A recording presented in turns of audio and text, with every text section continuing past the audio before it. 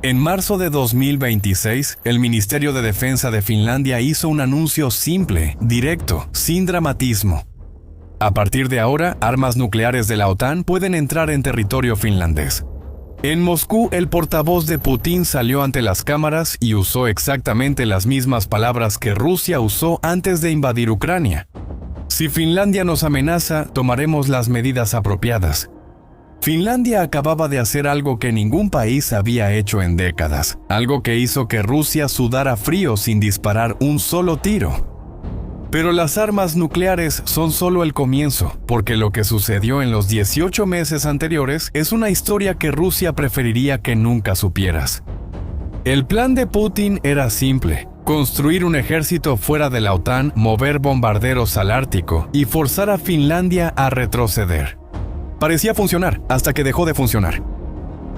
La historia comienza del lado ruso de la frontera. Y para entender lo que Rusia estaba construyendo ahí, necesitas ver algo que sucedió hace 85 años y que los finlandeses nunca olvidaron. En noviembre de 1939, la Unión Soviética invadió Finlandia. El Ejército Rojo tenía más de 500,000 de soldados, tanques, artillería, aviación. Stalin creía que en 2 semanas el país se habría rendido. Tomó casi 4 meses y costó entre 125,000 y 165,000 soldados soviéticos muertos. Los registros rusos nunca se han abierto completamente, pero cualquier número dentro de ese rango ya es devastador. Finlandia perdió territorio, pero nunca fue ocupada. 85 años después, Rusia volvió su mirada hacia el mismo lugar, la misma ruta, el mismo corredor de tierra que separa a ambos países, a una región llamada Karelia, y empezó a construir esto. Aquí está Petrozavodsk, capital de la República de Karelia, del lado ruso de la frontera, a 160 kilómetros de Finlandia. Hasta 2024, en ese lugar había una base militar soviética completamente abandonada, edificios cayéndose a pedazos, maleza cubriéndolo todo, sin un solo soldado a la vista desde principios de los años 2000. Pero en 2025, imágenes satelitales del canal de televisión finlandés Yle mostraron algo diferente. El bosque había sido talado, más de 50 camiones militares estaban estacionados al aire libre. Naves nuevas aparecían de la nada, la construcción avanzaba a un ritmo acelerado. Rusia estaba montando algo aquí, en silencio, y Petrozavodsk era solo el comienzo. A 110 kilómetros de la frontera con Finlandia, en Kandalaksha, los satélites mostraban una ciudad militar completamente nueva. Estaba siendo construida con carpas, almacenes, dormitorios, un puesto de salud y hasta una planta de tratamiento de agua. Todo eso en un área que, pocos meses antes, solo se usaba para almacenar equipo viejo. El costo total de este programa, 42,000 millones de rublos, cerca de 460 millones de dólares, en un país que ya estaba en medio de una guerra. El objetivo: formar el llamado 44º Cuerpo de Ejército, una nueva fuerza de hasta 15,000 soldados, posicionada fuera de la OTAN. Pero aquí está lo que el Kremlin no le contó a nadie. Sobre el papel, el 44º Cuerpo de Ejército era una amenaza poderosa. En la práctica contaba una historia completamente diferente. La mayoría de los soldados que debían formar este cuerpo todavía estaba luchando en Ucrania, en la región de Kharkov, a más de 2,000 kilómetros de ahí. El equipo, que debería reforzar las nuevas bases, estaba siendo enviado directamente al frente de batalla. La base de Petrozavodsk funcionaba la mayor parte del tiempo como un taller, un lugar para reparar tanques y vehículos soviéticos oxidados antes de enviarlos a la guerra. Y hay un detalle que revela todo esto mejor que cualquier imagen satelital. Cuando las primeras familias de militares empezaron a llegar a Petrozavodsk, el propio gobernador de Karelia habló con la prensa y se aseguró de decir que no era la llegada de nuevas unidades, era un regreso, que Karelia siempre ha sido el puesto avanzado del país. Fíjate en la elección de las palabras. No es defensa, es destino. Es la misma lógica que Rusia usó para justificar cada guerra que libró. O sea, Rusia estaba montando el escenario de una amenaza, sin tener los soldados para llenarlo. ¿Y sabes por qué decidieron hacer eso? Bueno, para entender eso, necesitas entender cómo piensa Putin. Cuando Finlandia se unió a la OTAN en abril de 2023, eso creó un problema interno serio para el Kremlin. Putin había pasado años diciendo que la guerra en Ucrania era una respuesta necesaria a la expansión de la OTAN. Pero si la OTAN podía simplemente crecer, ahora con Finlandia, ahora con 1.300 kilómetros más de frontera con Rusia, su argumento empezaba a parecer sin sentido. La solución, hacer lo que siempre ha hecho cuando se siente acorralado, mostrar fuerza, intimidar, montar un espectáculo militar, construir bases, mover aviones, anunciar nuevos ejércitos. Mostrarle al pueblo ruso que Rusia está respondiendo a la provocación de la OTAN, aunque los soldados de verdad sigan estando en Ucrania. El problema es que el espectáculo militar tiene consecuencias reales, y las consecuencias que Rusia no calculó fueron devastadoras. Pero antes de llegar a ellas, es necesario entender qué hacían esos aviones cada semana. Los bombarderos Tu-90 I-5 y Tu-22M3. Eran ellos los que transportaban los misiles de crucero, que derribaban edificios y obligaban a las familias a correr a refugios subterráneos en medio de la noche.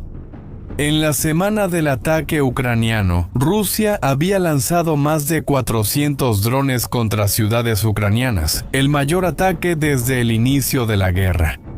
Lo que sucedió después fue la respuesta a eso. El 1 de junio de 2025, Ucrania ejecutó una de las operaciones militares más audaces de la guerra moderna. Durante 18 meses, agentes del servicio de inteligencia ucraniano planearon en silencio lo que se conocería como Operación Telaraña. La idea era simple, brutal y completamente más allá de lo que cualquier general ruso imaginaba posible. 117 drones fueron introducidos en territorio ruso. Escondidos dentro de cabinas de madera, cargados en camiones comunes, mezclados con el tráfico normal, estacionados cerca de bases aéreas. Cuando llegó el momento, los techos de las cabinas se abrieron a distancia y los drones despegaron al mismo tiempo, en 5 bases aéreas, en 5 usos horarios diferentes, es decir, repartidos por todo el territorio ruso de una sola vez. Desde Murmansk, en el Ártico, hasta Irkutsk, en Siberia, a 4.300 kilómetros de Ucrania. Cada dron costaba entre $600 y $1,000. Cada avión que destruyeron valía cientos de millones. Cuando el humo se disipó, Ucrania afirmó haber destruido o dañado más de 40 aviones rusos. Ese número fue confirmado por la OTAN, que estimó entre 10 y 13 completamente destruidos. Entre ellos, bombarderos estratégicos Tu-90 I-5 y Tu-22M3, aviones enormes y costosos que ya no se fabrican desde hace décadas. La pérdida estimada por Ucrania fue de $7,000 millones. Y cerca del 20% de todos los bombarderos estratégicos rusos quedaron fuera de combate en una sola noche. Blogueros militares rusos llamaron a ese día el Pearl Harbor de la aviación rusa, una referencia al ataque japonés que destruyó la flota estadounidense por sorpresa en 1941. La comparación lo dice todo, pero la historia no terminó ahí. Para proteger los bombarderos que quedaban, Rusia tomó una decisión que parecía tener sentido en ese momento. Trasladó la mayor parte de los aviones a bases en el extremo este del país, principalmente a Ukrainka, en la región de Amur, a más de 8,000 kilómetros de la línea del frente. El resultado, cada misión de ataque empezó a requerir vuelos de decenas de horas. El desgaste en aviones que ya no se fabrican y que nunca más se fabricarán se volvió algo imposible de soportar a largo plazo. El costo de cada operación se fue por las nubes y la capacidad de atacar rápidamente cuando era necesario prácticamente desapareció.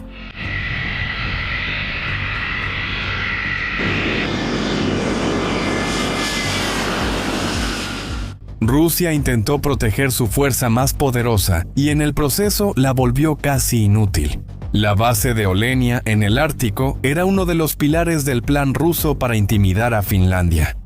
Fue allí donde Rusia había enviado bombarderos estratégicos, que eran visibles, amenazantes, posicionados cerca de la frontera de la OTAN, objetivos perfectos. Fue exactamente ahí donde la Operación Telaraña golpeó primero. Cada decisión que tomó Rusia, concentrar aviones en el norte, reforzar bases cerca de la frontera finlandesa, establecer una presencia que debería parecer amenazante, terminó entregándole a Ucrania objetivos precisos, conocidos y accesibles. Pero destruir los aviones rusos fue solo la mitad de la historia. Ahora, de vuelta a la historia, aquí es donde Finlandia vuelve a entrar en la historia. Ella estaba construyendo algo en silencio, y es mucho más perturbador para el Kremlin que cualquier dron. Mira, la mayoría de los países de Europa pasó las últimas décadas recortando gastos militares y apostando por la diplomacia. Después de la Guerra Fría parecía que la era de las grandes guerras había terminado. Finlandia nunca creyó en eso.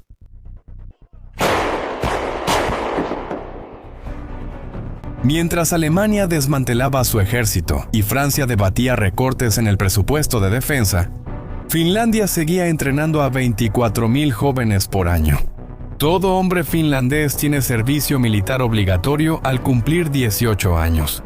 Después del servicio entra a la reserva y permanece vinculado al sistema militar hasta los 60 años de edad.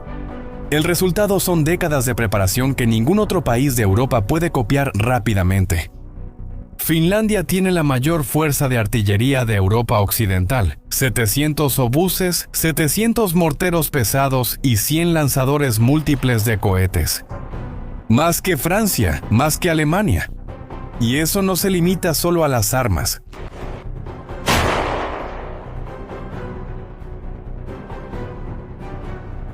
El 83% de los finlandeses dicen que lucharían para defender el país contra un enemigo más fuerte, la tasa más alta de toda Europa. Un mayor estadounidense que entrenó con las fuerzas finlandesas dijo, sin ironía, "No sé por qué no vamos simplemente a Finlandia, vemos lo que hacen y lo copiamos". Y hay un detalle que resume todo mejor que cualquier número. Dicen que si entras a cualquier bar en Finlandia y gritas, ¿quién aquí sabe operar un arma antitanque?, todos los hombres se levantan. Fue a ese país al que Putin decidió intimidar. Y la respuesta de Finlandia no fue de pánico, no fue de diplomacia avergonzada, fue firme, precisa y en los últimos 18 meses, sin parar. Finlandia compró misiles JASSMR, misiles de crucero de largo alcance, capaces de volar bajo y alcanzar objetivos dentro del territorio ruso sin ser detectados fácilmente. Combinados con los cazas F-35 que llegarán en 2026, los cazas más avanzados del mundo actualmente. Eso significa que Finlandia puede alcanzar las mismas bases que Rusia construyó para asustarla. Junto con Suecia, formó una brigada conjunta entrenada para la guerra en frío extremo, con obuses posicionados en Laponia, capaces de alcanzar objetivos a más de 50 kilómetros de distancia.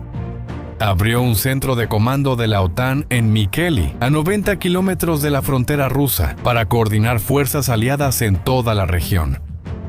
Y aprobó una conexión ferroviaria por el Ártico hasta Noruega para que los refuerzos puedan llegar en tren en vez de depender de carreteras difíciles en pleno invierno.